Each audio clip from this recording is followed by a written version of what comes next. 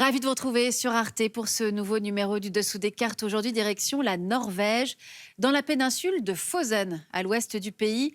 Bienvenue dans le plus grand parc éolien terrestre d'Europe. Une aubaine pour le climat, un problème pour la minorité sami qui ne peut plus y faire séjourner ses rennes, gênées désormais par le bruit des turbines. Les détracteurs des éoliennes sont nombreux pour des raisons de pollution visuelle et sonore. Il n'empêche. À l'heure de l'accélération du dérèglement climatique, les énergies propres et renouvelables ont le vent en poupe. Deux d'entre elles, le solaire et l'éolien, se développent plus vite qu'aucune source d'énergie à ce jour.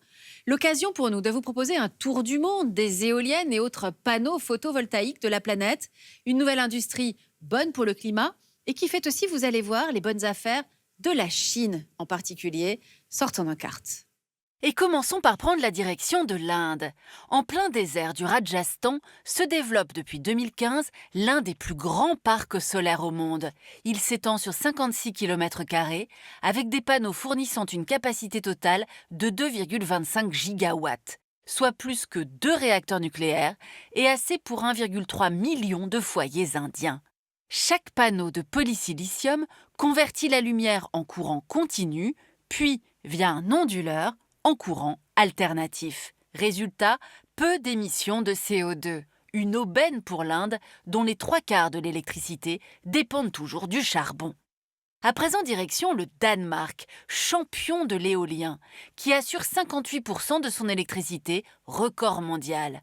Idéalement situé entre Baltique et mer du Nord, le Danemark bénéficie des potentiels de vent les plus élevés au monde. De quoi faire tourner les pales qui entraînent une turbine productrice d'électricité.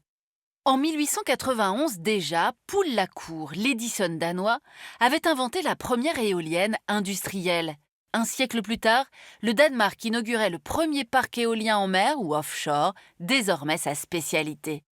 Fours solaires, bateaux à voile, moulins, le soleil et le vent sont des sources d'énergie depuis l'Antiquité. Avec l'eau et la géothermie, ils constituent les énergies dites renouvelables, quasi gratuites et inépuisables et peu ou pas émettrices de gaz à effet de serre. Mais longtemps, transformer ces énergies en électricité était rare et cher, réservé aux premiers satellites ou aux phares isolés. Pour se chauffer, se déplacer et produire des biens et services, l'humanité a surtout utilisé toujours plus d'énergie carbonée. Bois d'abord, charbon avec la révolution industrielle, pétrole et gaz au XXe siècle. Le nucléaire et les renouvelables n'émergent qu'après le choc pétrolier de 1973. Résultat, en 2010, solaire et éolien ne fournissaient que 2% de l'électricité mondiale.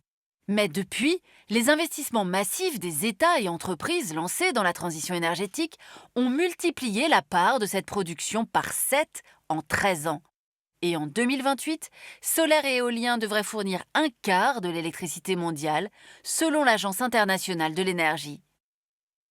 Alors regardons à présent quelles sont les zones du globe avec le meilleur potentiel solaire.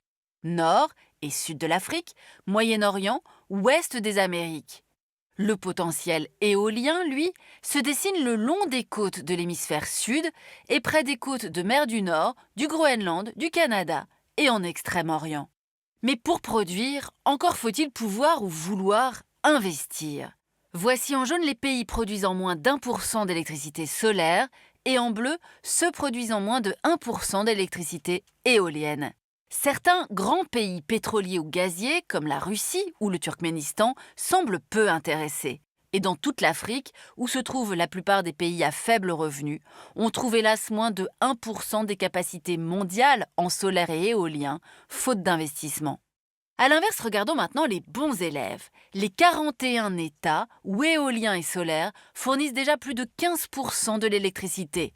Il y en a en Afrique, Namibie, Maroc, Kenya, Cap-Vert, Mauritanie, Sénégal, Burkina Faso, même si la production reste parfois modeste. En Amérique du Sud, on trouve des précurseurs comme l'Uruguay ou le Chili, mais aussi le Brésil, le Honduras, le Salvador et le Nicaragua. Au Moyen-Orient, Turquie, Yémen, Jordanie, pays ensoleillés mais avec peu de pétrole. Enfin l'Australie, les États-Unis, la Chine, le Royaume-Uni et surtout l'Union européenne. 21 des 27 pays de l'UE ont déjà dépassé les 15% d'électricité solaire et éolienne.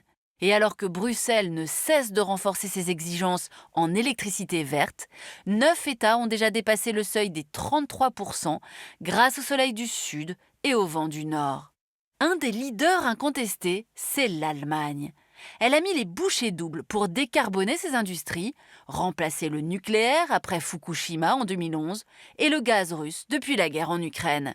La première économie du continent dispose du 4e parc solaire après la Chine, les États-Unis et le Japon, et devant l'Inde, soit 82 gigawatts, plus que l'Amérique du Sud, l'Afrique et le Moyen-Orient cumulés.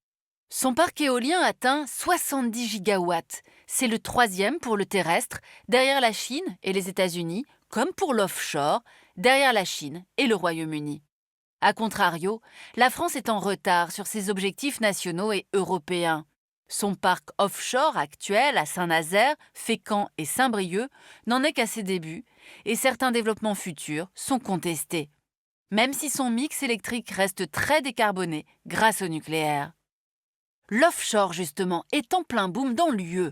D'ici 2050, ces 7 États membres vont collaborer avec le Royaume-Uni et la Norvège pour faire de la mer du Nord une grande centrale verte offshore, 300 gigawatts. D'ici 2030, les 8 États européens de la Baltique, eux, espèrent atteindre 20 gigawatts.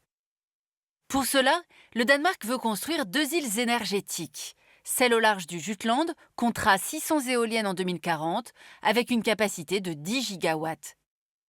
La Belgique installe une autre de ses îles en mer du Nord, de quoi exporter bientôt de l'électricité verte vers leurs différents voisins. Et l'Europe compte sur ce boom du solaire et de l'éolien pour atteindre la neutralité carbone en 2050. L'expansion de ces nouvelles énergies a longtemps été soutenue par les États, mais le coup d'accélérateur vient aussi aujourd'hui de l'effondrement des prix pour le solaire comme pour l'éolien, notamment parce que la Chine fournit désormais à prix cassé les composants des éoliennes et des panneaux photovoltaïques.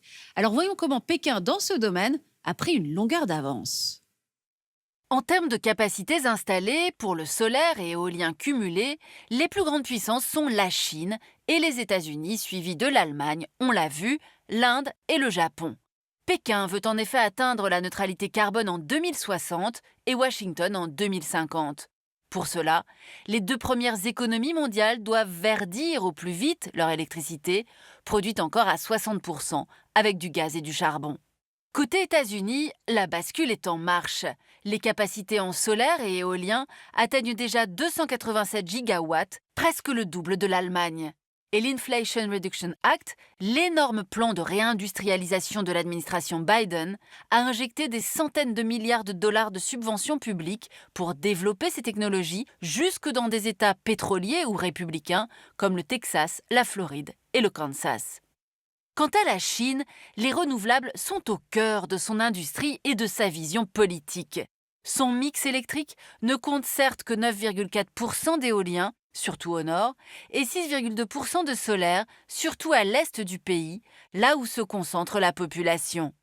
Mais avec une capacité de 1050 gigawatts, la Chine concentre à elle seule 43% de la puissance installée au monde. En 3 ans, ses capacités ont doublé, le pays installant en 2023 presque autant de panneaux solaires que l'UE dans toute son histoire. Xi Jinping a fait de l'éolien et du solaire les fers de lance de la très centralisée politique chinoise d'exportation avec les batteries et les voitures électriques. Côté éolien, presque 2 nacelles, tours et pales sur 3 au monde sont produites en Chine. Les géants chinois comme Goldwind, Envision, Mingyuan prenant des parts aux leaders occidentaux comme le danois Vestas, le germano-espagnol Siemens Gamesa et l'américain General Electric. La Chine contrôle aussi 69% de la production de terres rares, vitales pour les éoliennes, notamment via la plus grande mine au monde, Bayanobo, en Mongolie intérieure. États-Unis, Birmanie et Australie se répartissent le reste. Bonne surprise par ailleurs pour les Européens, jusqu'ici ultra dépendants, la découverte récente d'un immense gisement à Kiruna, en Laponie suédoise. Côté solaire, la dépendance est encore plus forte. La Chine produit déjà plus de 80% des composants des panneaux solaires, dont les cellules, exportant massivement vers l'Amérique du Nord et l'Europe. Leur matière première, le polysilicium, provient du Qinghai et surtout du Xinjiang, où Pékin est accusé de recourir au travail forcé des Ouïghours. Résultat, en France, Autriche, Pays-Bas, Suisse, Allemagne et Norvège, les usines de panneaux solaires ferment ou délocalisent vers les États-Unis, qui, eux, freinent davantage la Chine par des droits de douane élevés.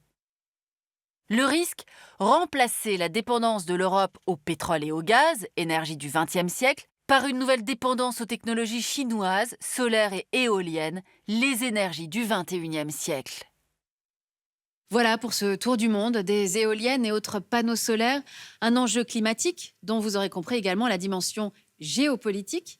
D'ailleurs, dans le contexte de la guerre que la Russie mène contre l'Ukraine, certains projettent déjà de faire reposer la reconstruction énergétique de l'Ukraine sur le solaire et sur l'éolien, moins coûteux que de reconstruire des centrales, plus rapides et des installations in fine moins vulnérables aux attaques russes.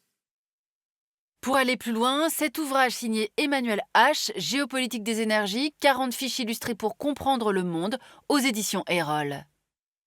Ainsi s'achève ce nouveau numéro du Dessous des cartes. Rendez-vous bien sûr la semaine prochaine, même endroit, même heure.